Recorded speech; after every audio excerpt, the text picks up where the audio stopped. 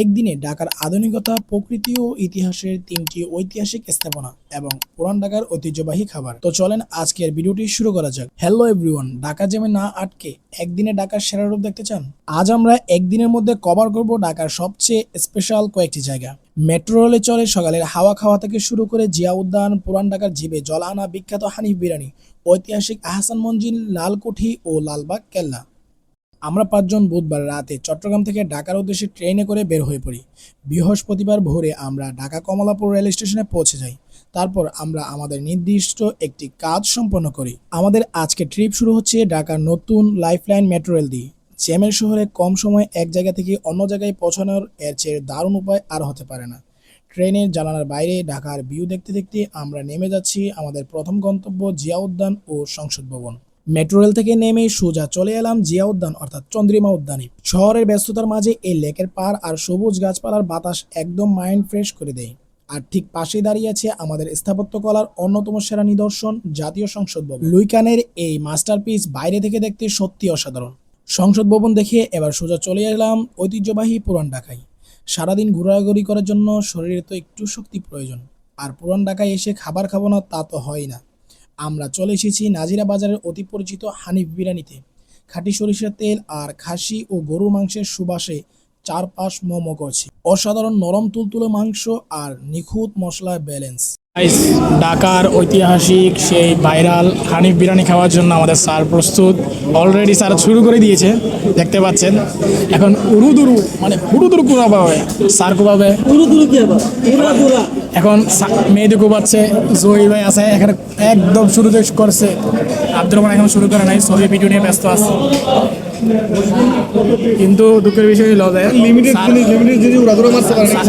স্যারের এখানে গুস্ত বেশি, আমাদের এখানে খুব কম পড়ছে। বিরিয়ানি খেয়ে আমরা আরও একটি বিখ্যাত বিউটি লাচ্ছি খেতে চলে যাই সেখানে।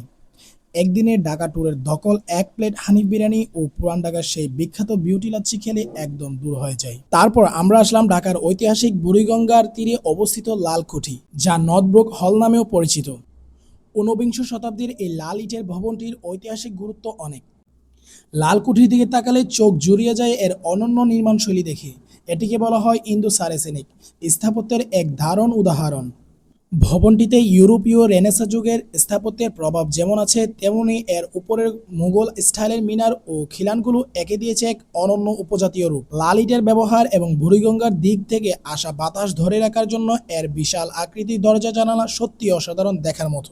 এরপরে আমরা চলে যাই আমাদের দ্বিতীয় গন্তব্য বুড়িগঙ্গার তীরে দাঁড়িয়ে থাকা রাজকীয় আহসান মঞ্জিলের দিকে। ঢাকার নবাবদের এই প্রাসাদটি দেখলে মনে হয় এক পলক যেন কয়েকশো বছর পেছনে ফিরে গেলাম।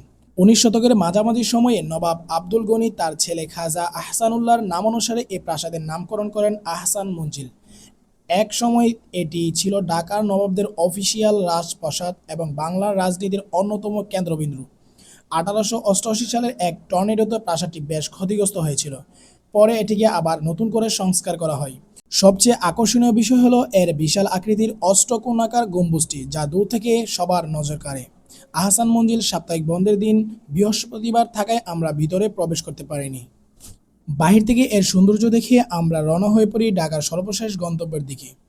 বিকেলের রোদ যখন একটু হেলে পড়ছে, ঠিক তখন আমরা চলে এসেছি মোগল স্থাপত্যের অনন্য নিদর্শন লালবাগ কেল্লাতে। 1678 সালে শুরু হওয়া এই কেল্লার প্রতিটা ইটে জড়িয়ে আছে ইতিহাস ও রহস্যে। পরিবিবির মাজার, দরবার হল আর চারপাশের সবুজ বাগান। বিকেলে সময়টা কাটানোর জন্য এটি একদম পারফেক্ট।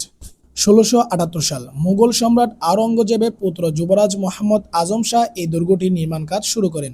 তখন এর নাম ছিল কেল্লা আওরঙ্গাবাদ, কিন্তু ভাগ্যের পরিহাস, তিনি মাত্র 1 বছর পরেই মুঘল সম্রাটদের এক বিদ্রোহ দমনের জন্য ঢাকা ছেড়ে চলে যান।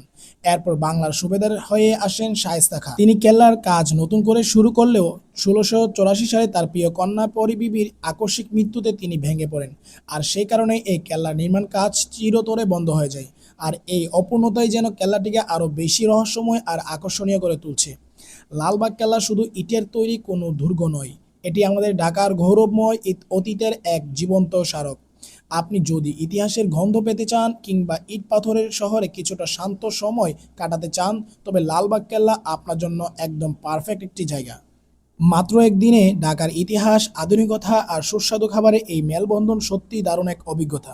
আপনারা যারা অল্প সময়ে পুরো ঢাকার একটা আসল স্বাদ পেতে চান তারা অবশ্যই এই রুট ম্যাপটাও ফলো করতে পারেন। আজকের ব্লগটি কেমন লাগলো অবশ্যই কমেন্ট করে জানাবেন।